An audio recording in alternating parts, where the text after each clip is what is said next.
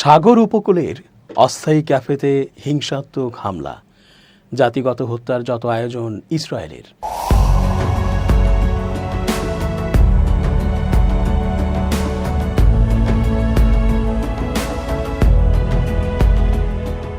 আসসালামু আলাইকুম প্রিয় দর্শক, আমন্ত্রণ আজকের আলোচনায়। চেঞ্জ টিভির আন্তর্জাতিক চোখ অনুষ্ঠানে এস জে রতন স্বাগত জানাচ্ছি। ইসরায়েল তো আর কিছুই বাকি রাখেনি ওই গাজায়। তারপরও জীবন তো আর থেমে থাকে না। নানা প্রয়োজনেই দরকার পড়ে ইন্টারনেট, খাবার, হালকা নাস্তা ও চা বা পানীয় কিছুর।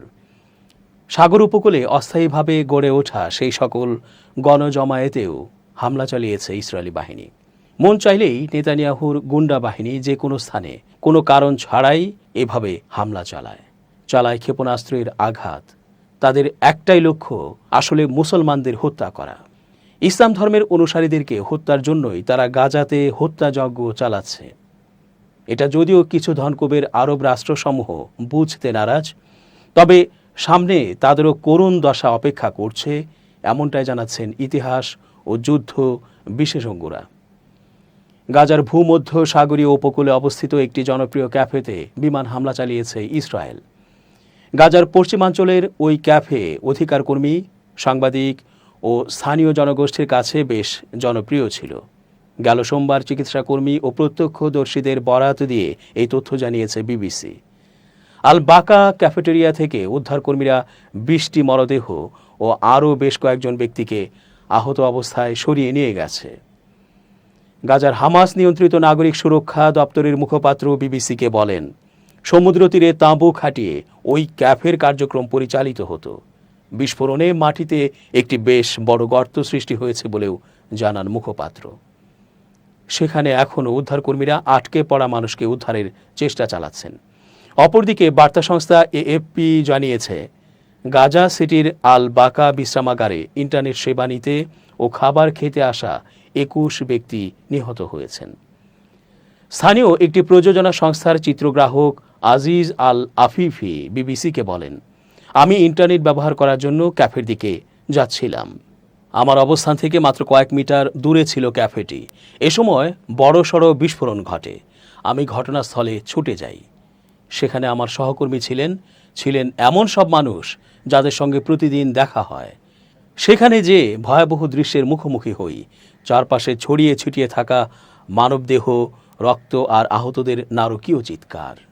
সামাজিক মাধ্যমে অধিকার কর্মীদের দেয়া ভিডিও দেখে ধারণা করা যায় ওই ক্যাফে ও সংলগ্ন এলাকায় ইসরায়েলি যুদ্ধবিমান থেকে ক্ষেপণাস্ত্র হামলা চালানো হয়েছে।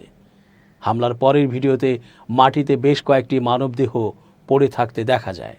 সাংবাদিক, অধিকার কর্মী ও দূরবর্তী কাজ অর্থাৎ রিমোট ওয়ার্ক করেন যারা, তাদের কাছে গাজার ভূমধ্য সাগরীয় উপকূলে অবস্থিত ওই ক্যাফে খুবই জনপ্রিয়। ক্যাফেটিতে ইন্টারনেট, বসে খাওয়া দাওয়া ও কাজ করার সুবিধা ছিল। এ বিষয়ে ইসরায়েলি সেনাবাহিনী তাৎক্ষণিকভাবে কোনো মন্তব্য করেনি। এই হামলার আগে গাজা উপত্যকার বিভিন্ন অংশে রাতভর বিমান হামলা চালায় ইসরায়েলি বাহিনী। প্রত্যক্ষদর্শীরা জানান, এতে শত শত ফিলিস্তিনি পরিবার নিজ নিজ বাড়ি থেকে সরে যেতে বাধ্য হয়েছেন। আহতদের চিকিৎসার জন্য গাজা সিটির আল আহলি হাসপাতালে নেওয়া হয়েছে বলে স্থানীয় গণমাধ্যমে জানানো হয়।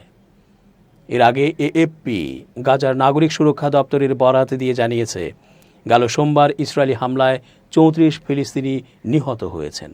তাদের মধ্যে 11 জন গ্লোবাল হিউম্যানিটেরিয়ান ফাউন্ডেশনের অর্থাৎ GHF এর ত্রাণ কেন্দ্রের কাছে ত্রাণ নিতে এসে নিহত হন।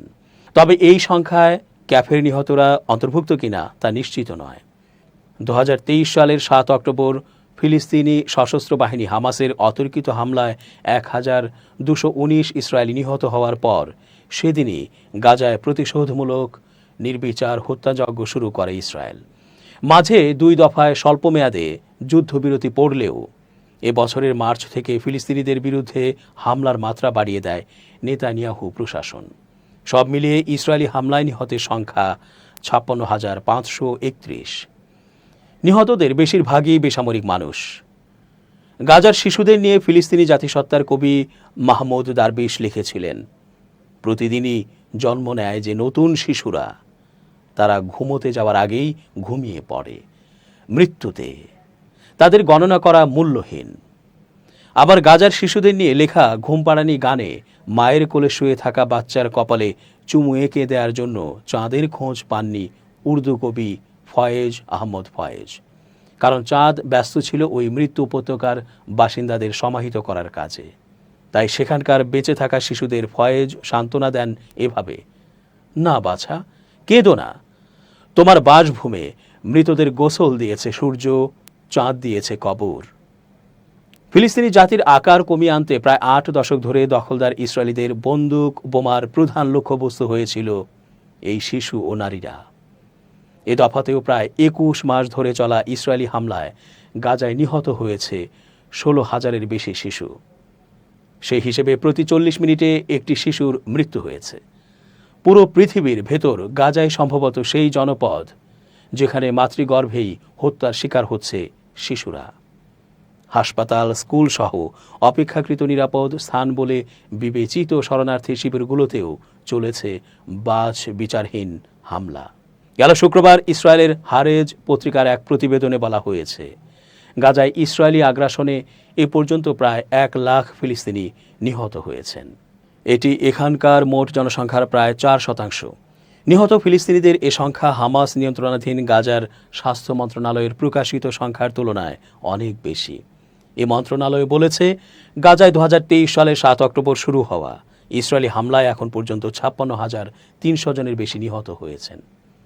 হারেজ বলছে, ইসরায়েলি হামলায় সরাসরি নিহত হওয়ার পাশাপাশি বহু মানুষ পরোক্ষ কারণেও প্রাণ হারিয়েছেন, যেমন অনাহার, ঠান্ডা ও রোগে ভুগে।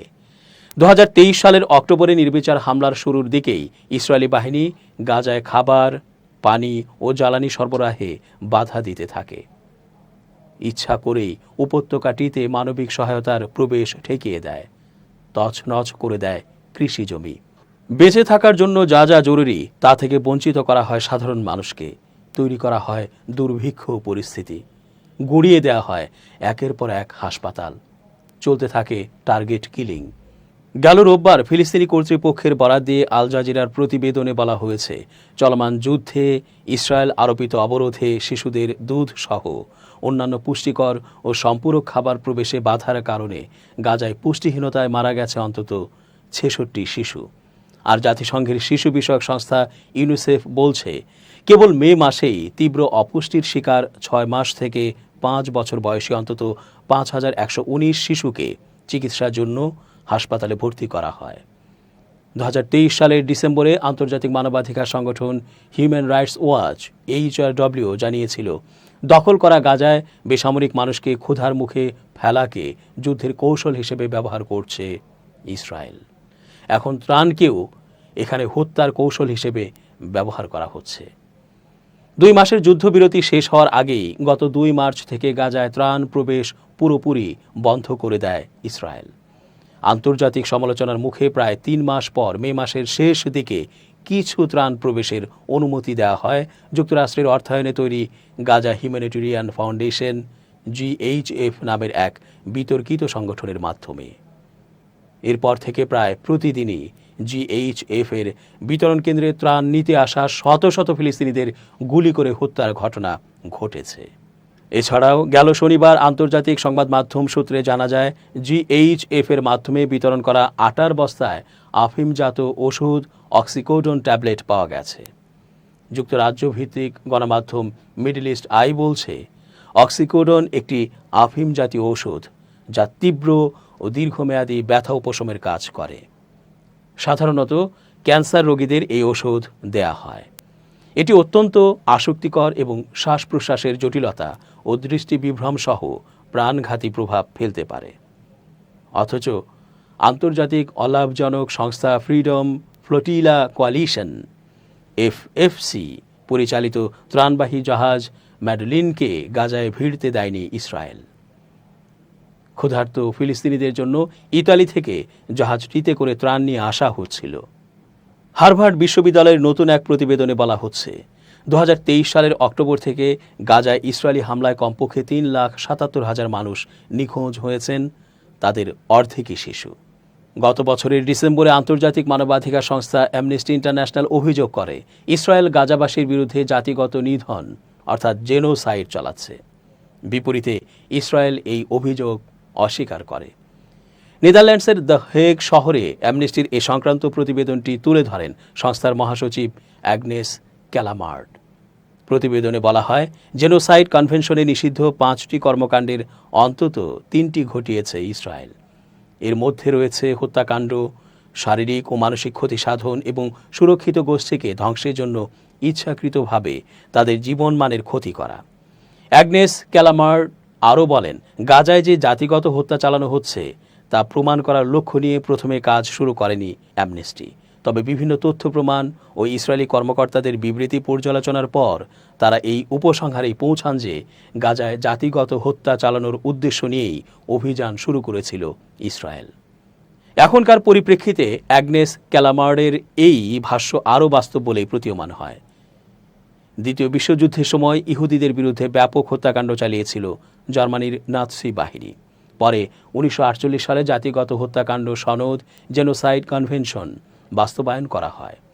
ওই সনদ অনুযায়ী কোনো জাতি, জাতিগত গোষ্ঠী, বর্ণগত বা ধর্মীয় গোষ্ঠীকে পুরোপুরি বা আংশিকভাবে নির্মূল করার লক্ষ্যে চালানো কর্মকাণ্ডকে জাতিগত হত্যাকাণ্ড বলে সংজ্ঞায়িত করা যাবে। এক্ষেত্রে গত শুক্রবার প্রকাশিত হারেজ্জের প্রতিবেদন বিষয়টিকে আরও বেশি পোক্ত করে।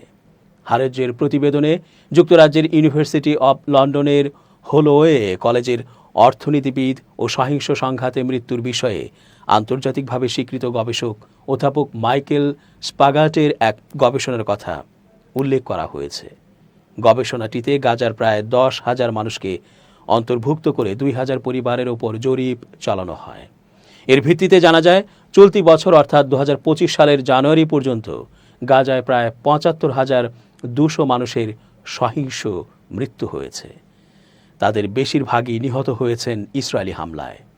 নিহতদের মধ্যে 56% নারী ও 18 বছরের কম বয়সী শিশু। দর্শক, আজ এ পর্যন্তই। শুভ কামনা।